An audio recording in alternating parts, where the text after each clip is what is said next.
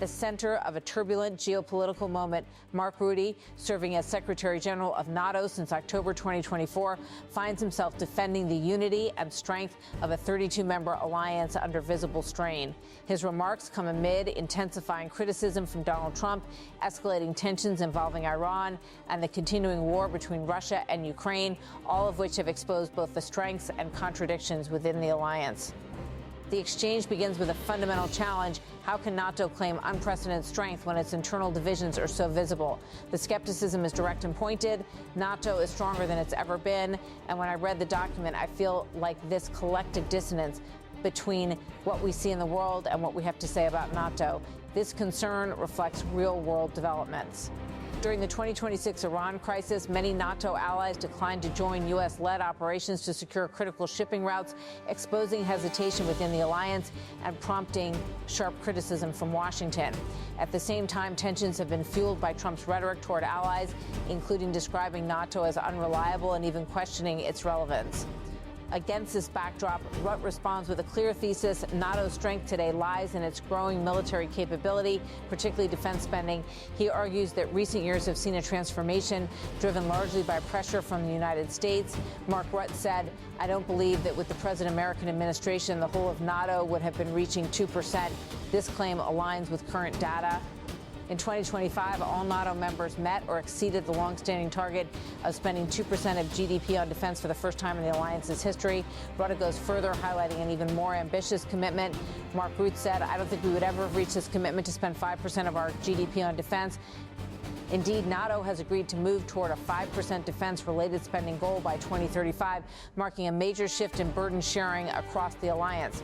A striking aspect of Rutte's defense is his repeated acknowledgement of Trump's role in driving this change. Despite tensions, he credits the U.S. president with forcing European allies to increase their contributions. Mark Rutte said, "Without Trump, I don't think it would have happened. This reflects a broader reality. Trump has consistently criticized NATO members for underspending and has escalated that criticism during recent crises.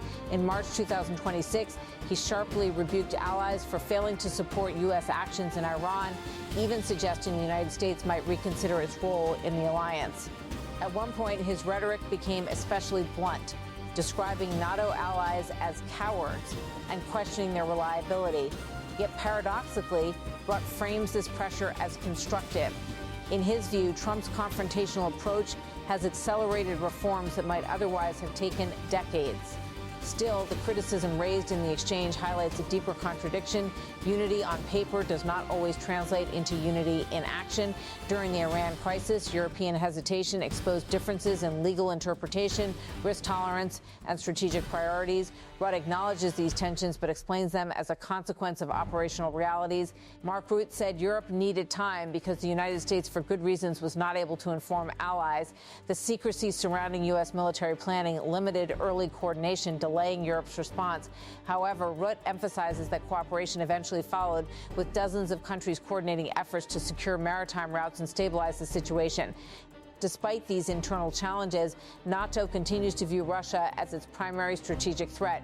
Rutte underscores this consensus clearly. Mark Rutte said all 32 allies agree that Russia is our most significant threat.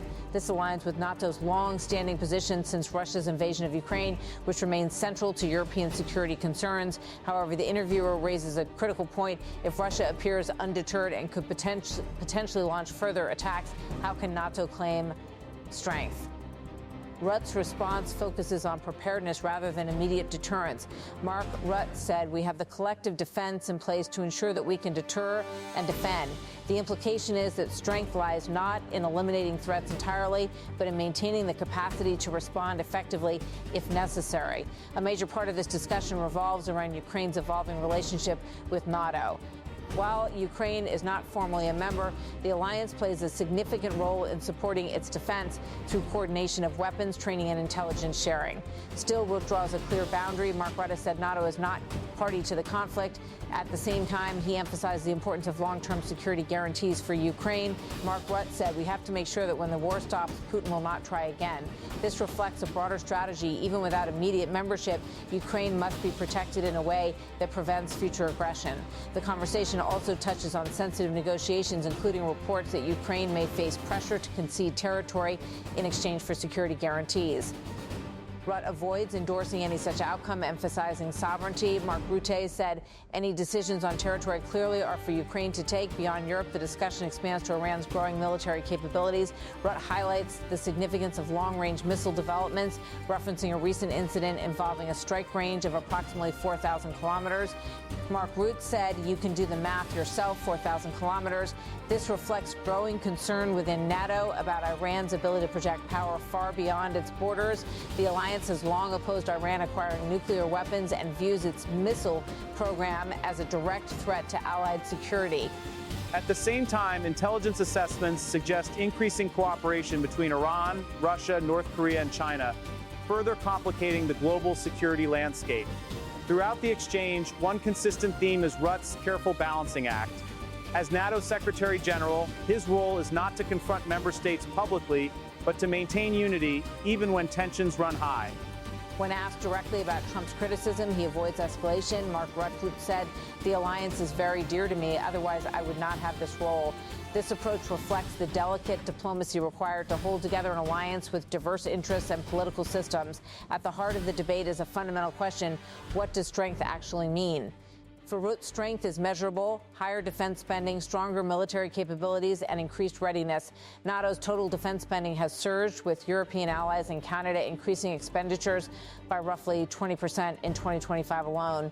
For critics, however, strength is also about cohesion, trust, and the ability to act decisively together.